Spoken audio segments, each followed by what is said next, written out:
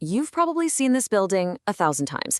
It's maybe the most famous home on the entire planet, a symbol of democracy, an office of incredible power, and somehow a private residence that's always in the public eye. But here's the thing. The building you think you know at 1600 Pennsylvania Avenue, that's really just scratching the surface. Because behind this famous facade is a whole history of secrets, a story that gets written and rewritten by every single person who lives there. So, the real question is, what's hiding in plain sight? And maybe more importantly, what's buried deep underground? We're gonna peel back the layers, from the rooms you see on TV to the hidden spaces and secret tunnels that tell the real story of the White House. You know, the best way to think about the White House is as a palimpsest. It's a fancy word, but it just means a document that's been erased and written over, again and again. For over 200 years, that's what's been happening here.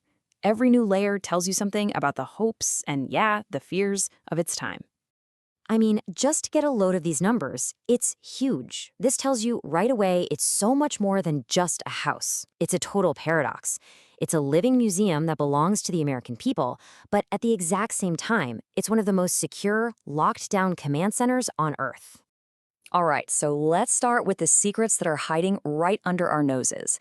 The kinds of things that are sometimes just a few feet away from the public tours, tucked away inside the main building. You probably don't think of the president kicking back with popcorn and watching a movie, but yeah, they totally do. They have their own private movie theater, a pretty cozy 42-seat cinema just for the first family and their guests. And how it got there is a pretty wild story. Picture this. It's 1942, right in the middle of World War II. Franklin Roosevelt decides he needs a secure place to get away from it all for a bit. So they take this regular old cloakroom and turn it into a movie theater. Talk about bringing a little Hollywood into the nerve center of the war. Okay, now this one is one of my all-time favorites. The next time you're watching a White House press briefing on TV, just remember this. Right there, under the floor of that very room, is a swimming pool. It was put in for FDR way back in 1933. It's all covered up now, of course, but it's still there, a hidden oasis right under the reporter's feet.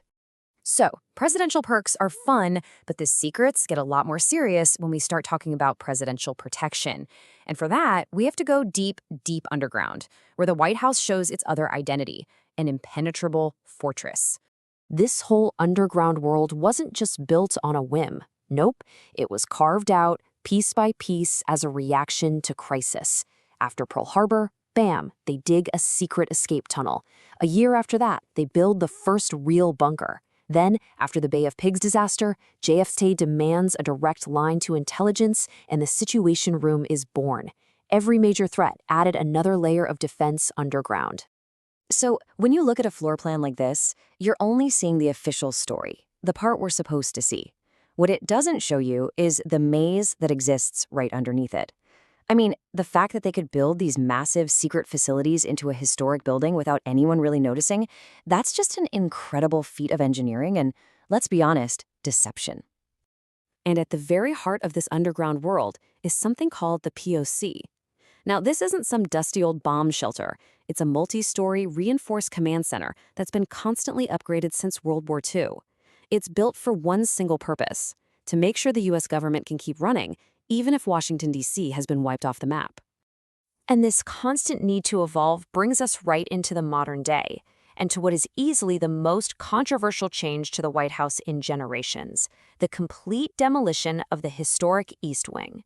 The official justification for such a radical move, coming from then-President Trump in October 2025, was pretty simple. The only way to build the massive new facility they had planned was to just tear the whole thing down and start over.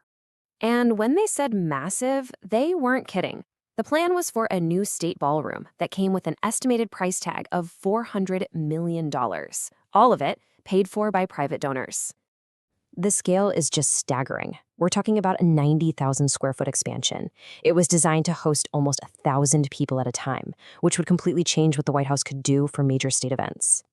But as you can probably guess, the idea of demolishing a piece of American history sparked a massive controversy. A survey from 2025 showed just how unpopular it was. 53% of the public flat out disapproved of tearing it down.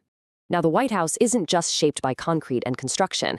It's also haunted by its invisible inhabitants. And I'm talking about two very, very different kinds of ghosts that are said to wander those halls. On one hand, you have the literal, spooky ghosts, the spirits of people who used to live there.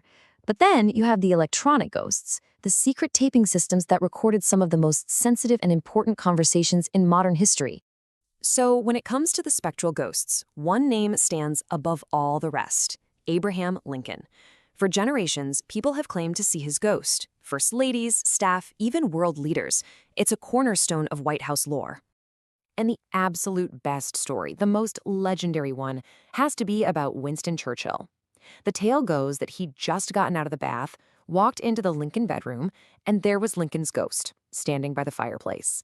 Now, most people would freak out, not Churchill. He just looked at the spirit and delivered that classic line, "What a legend." And then you have those electronic ghosts. After the Bay of Pigs fiasco, JFK had the Oval Office secretly wired for sound. And those tapes? Wow. They captured the raw, unfiltered debates during the Cuban Missile Crisis and the arguments over Vietnam. And then, of course, Richard Nixon installed his own system, a much bigger one, which ended up recording the conversations that would bring down his entire presidency. So when you put all of this together, the hidden rooms, the bunkers, the ghosts, the tapes, you really see the central conflict of the White House. It's supposed to be this public symbol of an open democracy, but it's also a secret fortress where so much of history is made behind closed doors, under the floors, and on tapes no one was supposed to hear. And that all leads to this one huge, unanswered question.